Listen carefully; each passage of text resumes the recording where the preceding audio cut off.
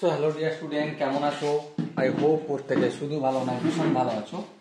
স্ক্রিনের ওপর যে প্রশ্নটা দেখা যাচ্ছে কি বলা আছে দেখো, find the value of cos 2a।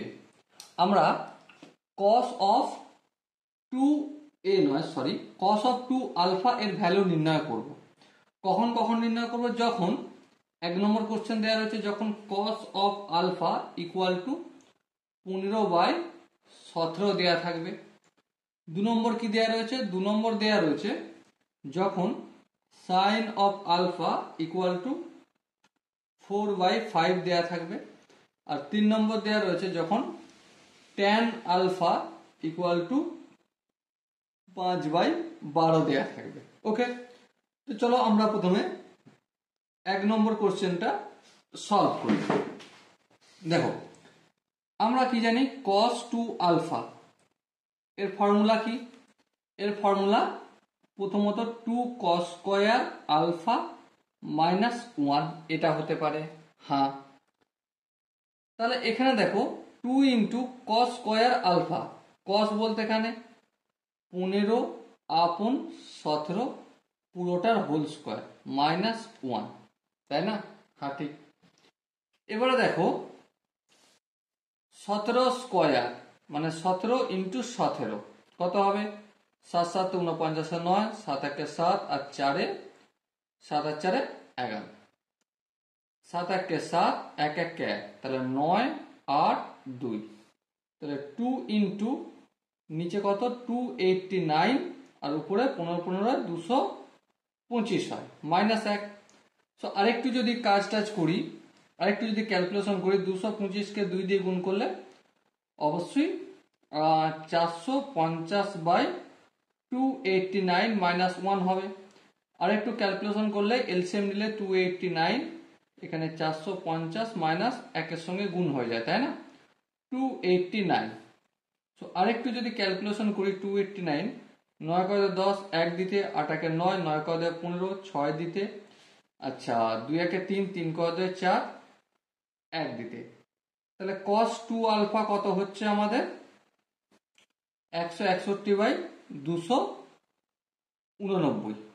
ওকে, এটা হলো আমাদের প্রথম কোশ্চেনের আনসার। এবার দ্বিতীয় কি বলা রয়েছিল? দ্বিতীয় বলা রয়েছিল cos 2 আলফা নির্ণয় করো যখন sin আলফার মান 4/5।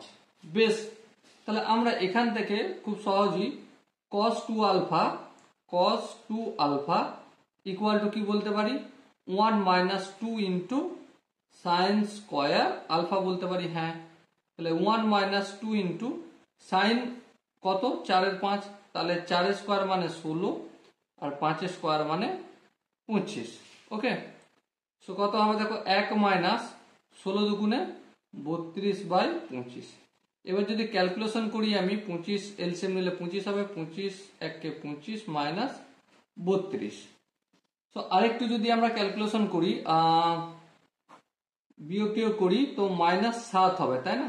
আর নিচে 25 হবে, তাহলে cos 2 আলফার মান কত পেলাম আমরা? মাইনাস 7/25 পেলাম। এবারে দেখো আবার বলেছে cos 2 আলফার মান নির্ণয় করে যখন tan আলফার ভ্যালু 5/12 থাকবে। এবারে দেখো cos 2 আলফা সমান কি? cos 2 আলফা সমান কি? আই হোপ এই ফর্মুলাটা প্রত্যেকে জানি আমরা, 1 minus tan square alpha by 1 plus tan square alpha. এবারে tan আলফার মান যদি 5/12 হয় তো তার স্কয়ার যদি করে দিই তাহলে কত হবে? 25/144, তাই না? হ্যাঁ, ঠিক। তাহলে এখানটা যদি ক্যালকুলেশন করি 1 মাইনাস 25/144 আর এখানটা 1 প্লাস 25/144। এবার তো এলসিএম নিয়ে কাজকর্ম করতে হবে। আই হোপ তোমরা প্রত্যেকে জানো। নিচেরটা প্রথমে করে নিই, 144 প্লাস 25 আর উপরটা 144 এলসিএম নিলে হয়, আর 144 মাইনাস 25, এই 144 140 কেটে দাও, কি পড়ে রইল?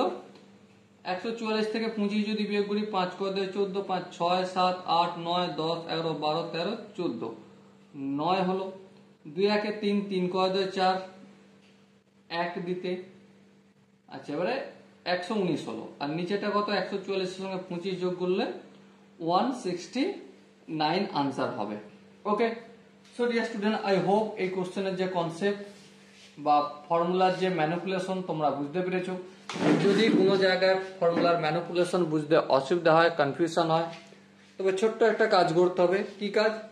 কমেন্টে অবশ্যই জানাতে হবে। আর যদি বুঝতে পেরে থাকো তাহলে পরের ভিডিওটা পাওয়ার জন্য একটা শেয়ার, সাবস্ক্রাইব আর লাইক করতে হবে। ওকে, সো দেখা হচ্ছে নেক্সট ভিডিওতে। ততক্ষণ পর্যন্ত ভালো থেকো, সুস্থ থেকো এবং জয় হিন্দ।